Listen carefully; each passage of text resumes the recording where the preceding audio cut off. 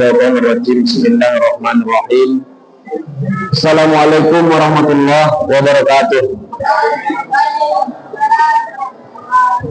Alhamdulillahirabbil alamin wa bihi nasta'in 'ala umuri waddin. Asyhadu an la ilaha illallah wa la syarika lahu wa asyhadu anna sayyidana Muhammadan abduhu wa rasuluh. Amma ba'du, faqala ta'ala fil Qur'anil Karim. A'udzu billahi minasyaitonir rajim. Bismillahirrahmanirrahim. Ya ayyuhallazina amanu kutiba alaikumus syiyam kama kutiba alal ladzina min qablikum la'allakum tattaqun. Sadaqallahul azim. Summa qala Rasulullah sallallahu alaihi wasallam di kitabul qadar, laisal ghina an kasratil arab walakinnal ghina ghina nafsi. Sungguhnya kata Nabi, kekayaan itu tidak terletak kepada harta benda yang kita miliki, akan tetapi kekayaan itu terletak kepada ketenangan jiwa. Bapak Ibu yang dirahmati Allah, dalam kesempatan yang berbahagia ini, mari sama-sama kita aturkan setinggi puja sedang syukur kepada Allah Subhanahu wa Ta'ala, yang mana pada malam hari ini Allah masih memberikan kepada kita nikmat kesehatan, umur panjang, beserta nikmat iman, sehingga kita masih bisa mendatangi mushola yang sama-sama kita cintai ini, yakni maksud dan tujuan adalah untuk mendirikan qiyamul lail secara berjamaah dengan tujuan menambah ubudiyah kepada Allah. Walaupun cuaca tidak mengizinkan, tapi ini tidak menyurutkan niat kita untuk mendekatkan diri kepada Allah Subhanahu wa Ta'ala.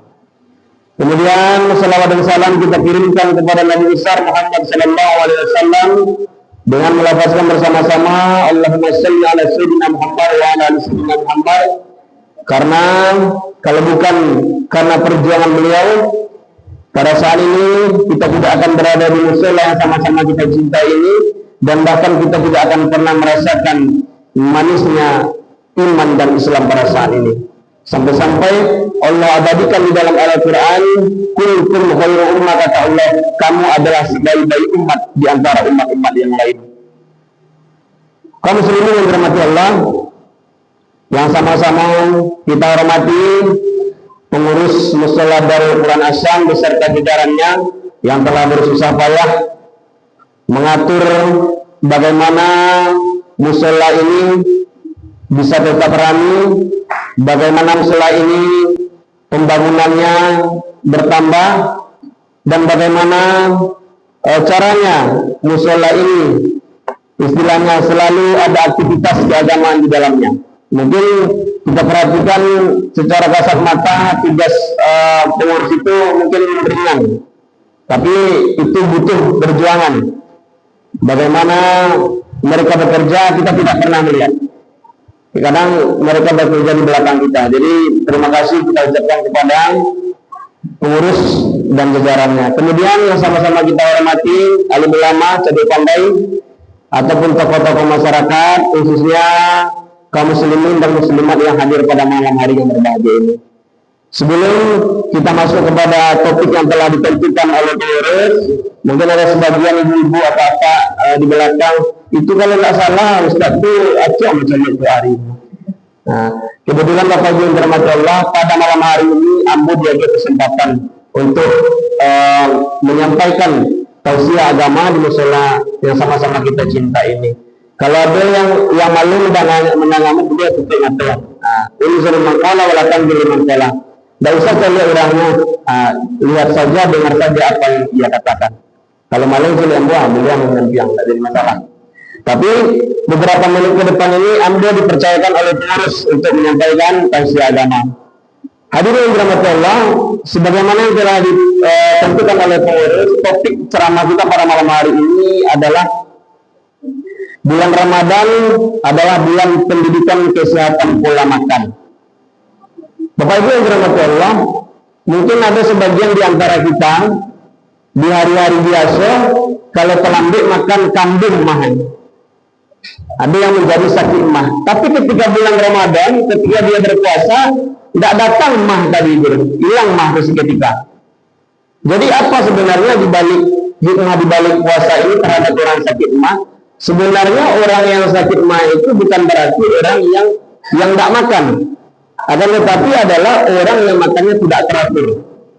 Nah, itu yang pertama. Kemudian seorang dokter ahli dari Jepang meneliti ketika kita sudah berpuasa selama 12 jam, maka tubuh kita itu, gula darah kita akan menurun, tubuh kita akan lemah, dan kemudian di dalam tubuh kita itu akan mencari makanan. Karena tidak ada makanan, dimakanlah sel-sel yang buruk yang ada di dalam diri kita. Namanya survival mode namanya. Memecahkan diri menjadi 12, kemudian gejala-gejala kanker ataupun gejala-gejala yang buruk di dalam diri kita itu dimakan satu-satu. Karena makanan tidak ada. Jadi puasa ini sangat istimewa bagi kita yang ingin menjaga kesehatan. Tapi tidak hanya kesehatan yang dijaga oleh puasa ini. Salah satunya memang kesehatan. Tapi di yang lainnya selain kesehatan itu banyak. Yang salah satunya kejujuran juga. Mendidik kita menjadi orang yang jujur. Ketika kita berpuasa, walaupun tidak ada orang mencari, tidak ada orang di rumah, kita tidak berani makan. Kenapa kita tidak berani makan? Karena kita tahu kita sedang melaksanakan ibadah puasa. Sehingga Allah pasti melihat, melatih diri kita untuk jujur. Bapak Ibu yang dirahmati Allah, firman Allah di dalam Al-Quran yang kita itu Al-Baqarah 183 di ujung ayat itu, la'allakum tattaqun, kata Allah, mudah-mudahan kamu menjadi orang yang bertakwa. Itu kata Allah.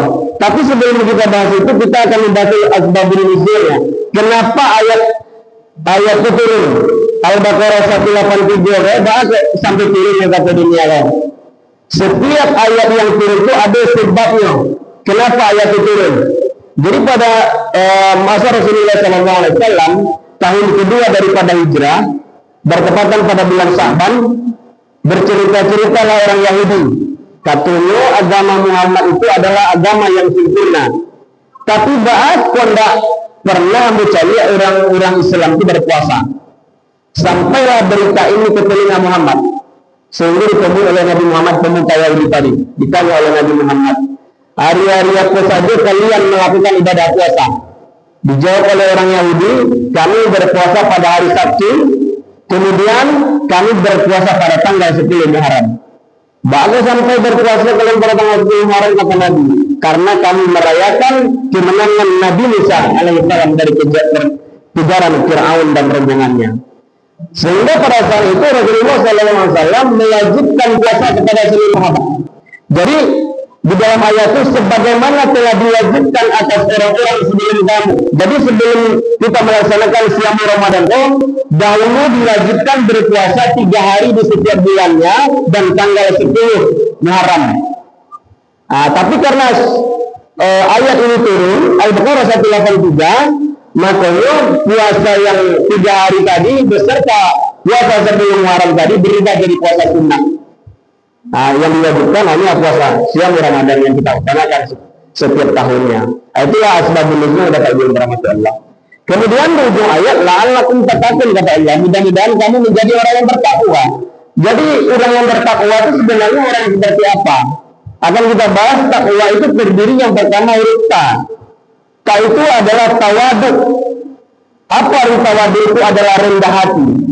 Tidak pernah merasa lebih dari orang lain. Itu rendah hati, tawaduk. Walaupun istilahnya rumahnya rancak, istri dan anaknya rancak, tapi dia tidak pernah merasa lebih dari orang lain. Saya lihat rumah tetangga rancak kan, kadang-kadang rancak rumah boleh dalam hati ya. Itu salah satu ciri orang yang belum mencapai level takwa. Kalau orang tua sampai ke level takwa itu sebagai apapun dirinya, seberiman apapun dirinya, tidak pernah merasa lebih dari orang lain. Ini yang kita Bapak Ibu yang dirahmati Allah. Iblis itu dibuang dari surga bukan berarti ingin tidak beriman kepada Allah. Iblis itu taat kepada Allah, ahli ibadah, ahli agama dan segala macam. Kenapa dia dibuang dari surga? Karena dia merasa lebih baik daripada Nabi Adam, sehingga diusir oleh Allah dalam surga. Jadi jangan sampai kita seperti bersisa. Bersisa itu adalah salah satu seorang sahabat beribadah 220 tahun, tidak pernah bermaksiat, tapi di ujung ayatnya dia mati menyembah iblis. Jangan sampai kita seperti itu. Lebih baik kita pilih Aiman, sahabat Nabi yang masuk ke dalam surga dengan terbahak-bahak masuk ke dalam surga. Padahal awalnya Dia adalah seorang pemabuk. Tapi kelebihan Nuaiman apa? Dia selalu membuat Nabi tertawa. Tapi kelebihan Nuaiman, dia sedang risau, Nabi nampak Nuaiman, pasti Nabi galak. Karena Nuaiman itu orangnya lucu. Sehingga di ujung ayatnya Nuaiman bertaubat. Sampai-sampai ketika Munkar Nakir menanya Nuaiman di dalam kubur, ditanya oleh Munkar Nakir, siapa nabimu? Kata Munkar Nakir, aku cuma Nuaiman, tak usah itu yang udah sehingga Nabi Muhammad terbahak-bahak mendengarnya ketika Nuaiman berdebat dengan Munkar Nakir, sehingga dia masuk ke dalam surga dengan terbahak-bahak. Itu Bapak Ibu yang berhormat Allah. Itu yang pertama, tawadu, rendah hati. Kemudian yang kedua ada qanaah. Apa maksud dari qanaah itu? Selalu merasa berterima kasih terhadap apapun yang diberikan oleh Allah. Walaupun 10.000 rezeki itu tetap dia syukuri. Walaupun 5.000, walaupun 100.000 tetap alhamdulillah. Dia selalu menerima ketentuan yang diberikan oleh Allah. Itu qanaah orangnya. Kadang awak berjualan di pasar, pulang dari pasar ditanya bahannya lelaki, agak meleset selama. Kadang-kadang kita tidak bersyukur. Jadi kadang-kadang ada masuknya ayu itu kete, kadang ada masuknya ayu itu gadang. Yang penting bagaimana kita selalu bersyukur kepada Allah. Jadi kalau kita masih mengeluh dengan ketetapan Allah, berarti kita bukan belum termasuk kepada cincin orang bertakwa tadi. Kemudian yang ketiga ada urwah, wara. Wara ini lebih kepada berhati-hati, kehati-hatian kita di dalam beribadah. Contohnya Bapak Ibu habis sholat subuh jalan-jalan di sekitar komplek kan. Kemudian basobok itu 100.000. Kemudian lo ambil masuk dalam saku. Itu kuliah subhat. Subhat itu 75% haram, 25% halal. Kapan dia bisa dipakai? Harus kita umumkan dulu selama 1 tahun lamanya. Kalau kita umumkan misalnya selama 1 tahun tidak bilang pilih ya, baru bisa kita pakai.